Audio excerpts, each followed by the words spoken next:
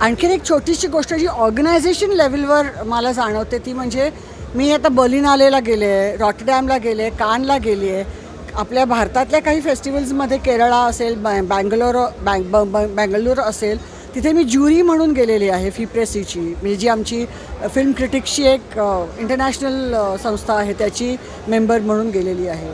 तर मला इथे आणि बर्लिन आलेला विशेषतः आलेला माझा स्वतःचा अनुभव सांगायला आवडेल की तिथे हे जे व्हॉलेंटियर्स असतात त्यांच्याकडनं तुम्ही किट घेता, त्यांना तुम्ही काही विचारायला जाता की हे इथे बदललं आहे किंवा काय वॉटेवर तुमच्या मनातल्या हेल्प डेस्क असतो. तर मला तिथे ना अनेकदा असं व्हायचं की मी काहीतरी विचारायला जायचे आणि तिथे बसलेली मुलगी किंवा मुलगा, तरुण मुलं, सगळीकडे ही तरुण मुलंच असतात व्हॉलेंटियर्स म्हणून जे काम करतात ती मुलगी मला विचारायची की are you going to watch this film at 5 o'clock. आणि मी म्हणायचे no, I don't know anything about it. ती म्हणायची no, go and watch it, it's a beautiful film.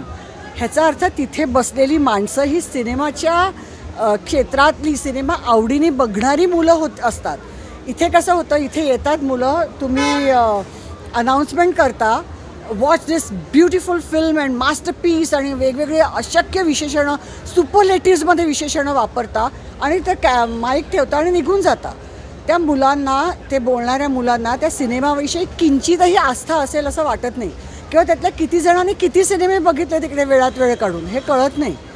तर परदेशात ही काम करणारी मुलं ही सिनेमा शिकणारी, सिनेमात इंटरेस्ट असणारी मुलं असतात, त्याच्यामुळे ती अधिक सिम्पथेटिक असतात. म्हणजे मी फालतू प्रश्न विचारला एखाद्या मुलीला किंवा मुलाला तर ते उत्तर ते खूप सिम्पथेटिकली देतात. म्हणजे मी म्हटलं की मी पहिल्यांदाच बर्लिन आलेला आली आहे तर मला ह्या गोष्टी माहीत नाहीत. I will tell you, don't that's not a problem, don't worry about it. इथे जर तू फालतू प्रश्न विचारलास तर त्यांना उत्तरही माहीत नसतं अनेकदा. तर हे जे आहे ना, हे मला खूप खटकतं.